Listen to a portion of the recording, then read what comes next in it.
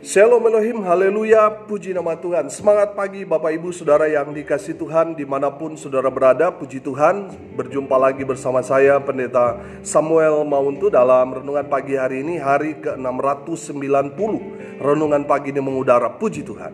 Bapak Ibu Saudara yang dikasihi Tuhan, mari sebelum kita mengawali segala aktivitas kita di pagi hari ini, marilah kita mengawalinya bersama Tuhan dengan mendengarkan firman Tuhan. Mari buka Alkitab kita dalam kitab Yesaya pasalnya pertama, ayat 1 sampai ayatnya yang ke-7. Bapak Ibu Saudara yang dikasihi Tuhan, saya akan membacanya, nanti kita akan bahas karena saya melihat ini agak panjang, jadi saya takut durasi kita tidak akan cukup. Bapak Ibu Saudara yang dikasihi Tuhan, hari ini kita masuk di dalam kitab Yesaya. Puji Tuhan. Nabi Yesaya hidup kira-kira tahun 8 sebelum Masehi.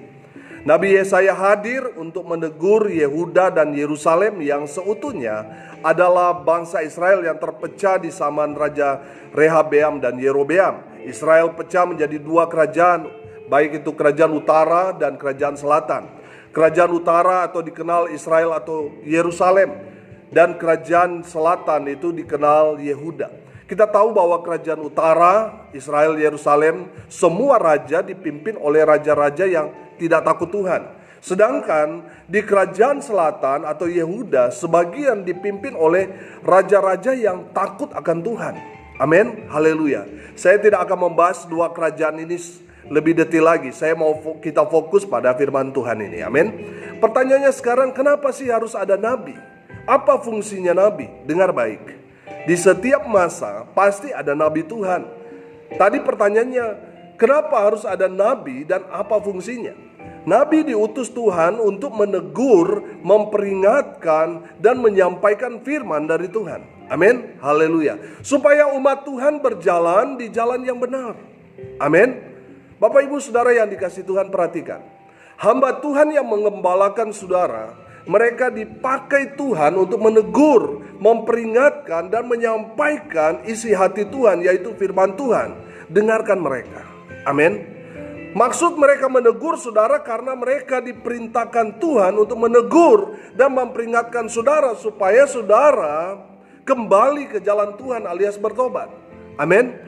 Ada jemaat ditegur sama hamba Tuhannya tersinggung saudara. Marah sampai hamba Tuhan itu difitnah. Akhirnya menjadi satu clash saudara. Akhirnya jemaat itu juga tidak lagi bergereja, pindah gereja. Ada lagi yang berani sekali melawan hamba Tuhan. Dengar baik, jangan memberontak kepada hamba Tuhan. Kenapa?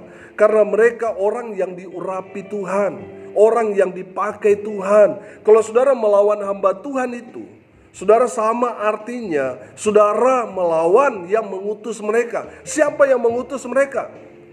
Tuhan itu sendiri. Amin.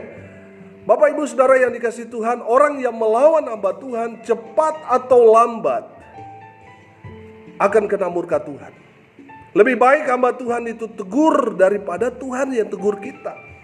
Saya belajar bahwa sebelum Tuhan menghukum umat Tuhan, pasti Tuhan mengirim nabi dulu untuk menegur umat Tuhan itu. Kalau mereka tidak mendengarkan nabi Tuhan itu, pasti murka Tuhan akan datang. Makanya saudara kalau ditegur hamba Tuhan, bertobat, jangan melawan, jangan memberontak. Amin, haleluya. Nabi Yesaya menegur umat Tuhan yang ada di Yehuda dan Yerusalem. Apa yang mereka perbuat sehingga Tuhan menegur mereka melalui nabi Tuhan yaitu Yesaya. Mari kita lihat ayat 2 sampai ayat 5. Kenapa kita harus belajar dari kesalahan Israel ini? Supaya kita tidak melakukan kesalahan atau dosa yang sama. Yang pertama, kesalahan mereka. Ayat 2 di sana berkata, dengarlah hai langit dan perhatikanlah hai bumi, sebab Tuhan berfirman, aku membesarkan anak-anak dan mengasuhnya, tetapi mereka memberontak terhadap aku. Yang pertama kesalahan mereka ini menjadi durhaka. Tuhan telah membesarkan dan mengasuh umatnya, tetapi umatnya ini memberontak kepada yang membesarkan dan mengasuhnya. Ini kan namanya durhaka. Ada berapa banyak malin kundang di zaman sekarang ini, tidak tahu berterima kasih kepada Tuhan. Waktu susah datang cari Tuhan, tapi setelah diberkati Tuhan lupa sama Tuhan. Banyak kan orang model seperti ini di zaman sekarang ini. Oh, banyak nian Pak Pendeta. Saudara mau tahu siapa orang durhaka itu? Saya kasih tahu. Orang yang durhaka adalah mereka yang lupa bersyukur kepada Tuhan waktu bangun pagi. Orang yang durhaka adalah orang yang lupa berdoa sebelum beraktivitas, sebelum makan, sebelum tidur. Itu orang durhaka. Orang yang durhaka adalah orang yang lupa baca firman Tuhan. Orang yang durhaka adalah orang yang tidak mau ditegur oleh firman Tuhan. Kalau saudara ada salah satu dari yang saya sebut tadi, bertobatlah. Amin, haleluya. Kesalahan yang kedua yang mereka lakukan, ayat 3. Lembu mengenal pemiliknya tetapi Israel tidak. Keledai mengenal palungan yang disediakan tuannya, tetapi umatku tidak memahaminya. Amin. Yang kedua kesalahan yang mereka perbuat adalah hidup mereka masa bodoh. Bapak ibu saudara yang dikasihi Tuhan, ini agak keras tapi tidak masalah. Kadang Tuhan membandingkan kita dengan binatang supaya kita belajar dari binatang itu yang tidak punya akal budi, tapi kita harus belajar dari mereka. Tentang apa? Perhatikan, lembu mengenal pemiliknya, keledai mengenal palungannya, tetapi umat Tuhan tidak memahaminya. Artinya kita belajar bahwa binatang saja mengenal siapa Tuhannya. Masakan kita, umat Tuhan, tidak mengenal Tuhan. Saya belajar begini. Orang yang tidak memahami atau yang tidak mengerti yang dimaksudkan di sini adalah orang yang hidupnya masa bodoh. Dia sudah tahu Tuhan, tapi dia hidup masa bodoh. Dia pura-pura tidak tahu, dia pura-pura lupa, dia hidup semaunya, dia hidup egois, tidak mau melayani Tuhan, tidak mau cari Tuhan, tidak mau melakukan firman Tuhan. Itu orang masa bodoh. Orang model begini tinggal tunggu waktu, Tuhan tempeleng. Ada orang yang membutuhkan pertolongan, padahal kita bisa menolong dia. Tapi karena hati kita telah dikeraskan, menyebabkan kita tidak peduli dengan mereka yang ada di sekeliling kita yang membutuhkan pertolongan kita. Tapi itu tadi, karena hidup masa bodoh membuat orang tidak ada kasih, tidak ada kepedulian dengan sesama. Tapi saya percaya semua pendengar tidak ada yang masa bodoh. Amin. Kalau ada, bertobat dari hidupmu yang masa bodoh itu. Amin. Haleluya. Yang ketiga, kesalahan yang mereka perbuat adalah berbuat jahat. Perhatikan ayat 4 di sana. Celakalah bangsa yang berdosa, kaum yang syarat dengan kesalahan, keturunan yang jahat-jahat, anak-anak yang berlaku buruk. Saudara yang dikasihi Tuhan, Tuhan menegur umat Tuhan karena apa? Karena mereka hidup dalam kejahatan, sehingga mereka menghasilkan buah-buah kejahatan yang turun-temurun kepada keturunan mereka. Ini tentunya membuat Tuhan murka kepada mereka, karena seharusnya mereka yang adalah umat Tuhan harus hidup jadi terang, bukan hidup dalam kegelapan. Tetapi kenyataannya, umat Tuhan lebih senang hidup dalam kegelapan daripada hidup dalam terang Tuhan. Ada berapa banyak orang yang melakukan kejahatan dengan cara-cara tersembunyi. Mereka pikir Tuhan tidak melihat apa yang mereka lakukan di dalam kegelapan itu. Mereka lupa kalau mata Tuhan ada di segala tempat, mengawasi orang jahat dan orang baik. Amin. Haleluya. Jadi Tuhan tahu apa yang kita lakukan baik dalam terang maupun dalam kegelapan. Amin. Bapak ibu saudara yang dikasihi Tuhan, kalau kita masih hidup dalam kejahatan, bertobatlah. Waktu Tuhan tidak lama lagi. Bertobatlah sebab kerajaan Allah sudah dekat. Amin. Kesalahan yang keempat, ayatnya yang keempat di situ dikatakan, ayat 4 terakhir, dan berpaling membelakangi dia. Saudara, saya menangkap di sini pesan ini adalah umat Tuhan ini adalah mereka hidup pandang enteng, underestimate, pandang enteng, menganggap rendah Tuhan. Ini masalahnya.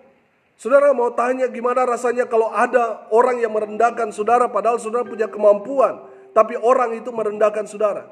Pasti saudara marah, walaupun dalam hati. Saya percaya saudara pasti jengkel, betul?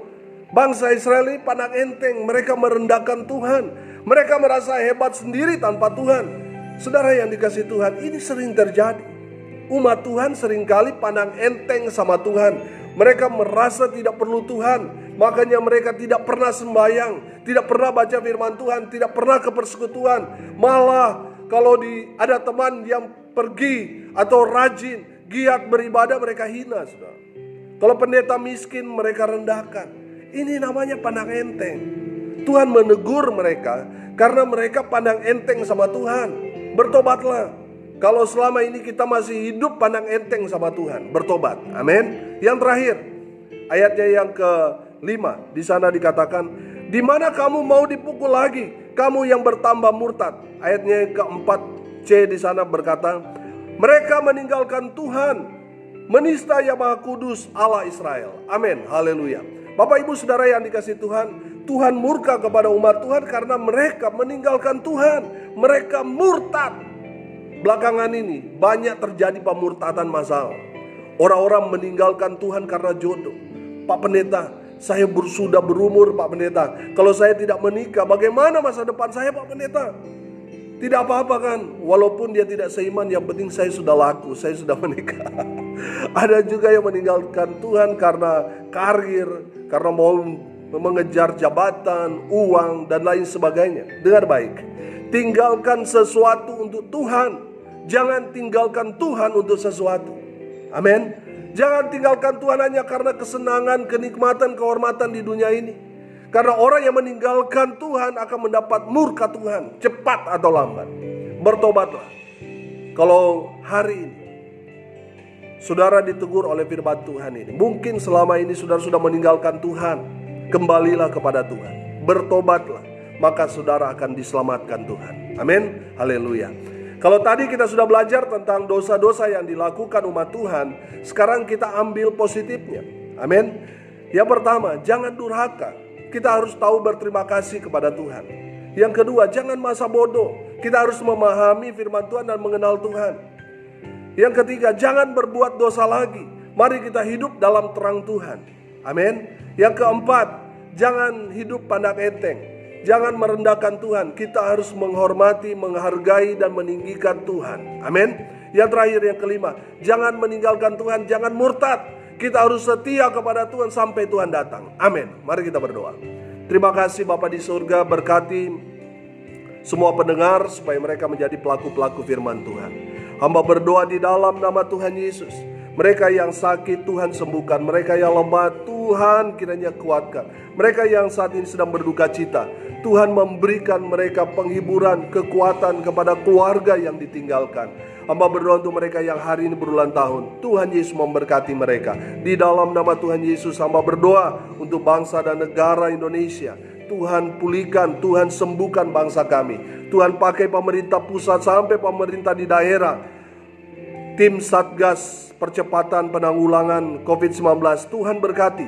Beri mereka kekuatan, kesehatan, kemampuan serta hikmat yang datang daripada Tuhan. Tuhan menjaga, melindungi mereka yang ada di garda terdepan, baik dokter, para medis, obat-obatan, rumah sakit. Tuhan berkati di dalam nama Tuhan Yesus. Mereka yang sudah terpapar, Tuhan pulihkan, sembuhkan dalam nama Tuhan Yesus. Hamba berdoa Tuhan pulihkan keadaan bangsa kami, perekonomian bangsa kami di dalam nama Tuhan Yesus.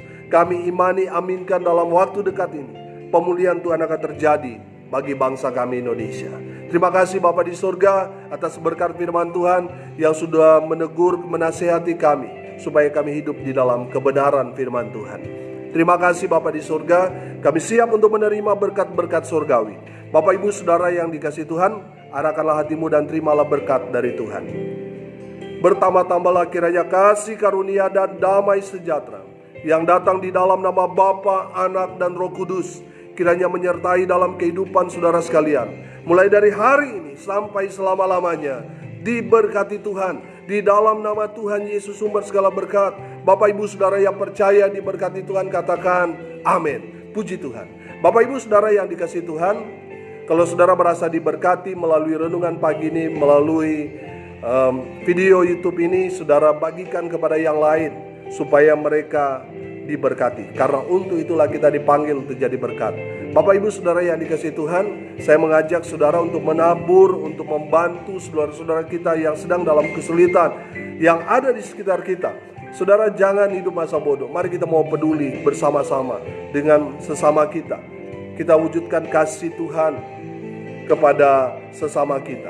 Kita bantu mereka yang sedang dalam kesulitan. Saudara bisa menabur di gereja saudara, di komunitas saudara, bantu mereka yang sedang dalam kesulitan perekonomian saat ini, sedang kelaparan, bantu mereka. Saudara juga bisa bersama-sama dengan saya melalui channel YouTube ini, melalui audio ini, saudara bisa menabur bersama dengan saya. Tanggal 15 Mei ini saya akan menyalurkan bantuan saudara, baik itu berupa APD, alat pelindung diri, maupun sembako. Saya akan bagikan kepada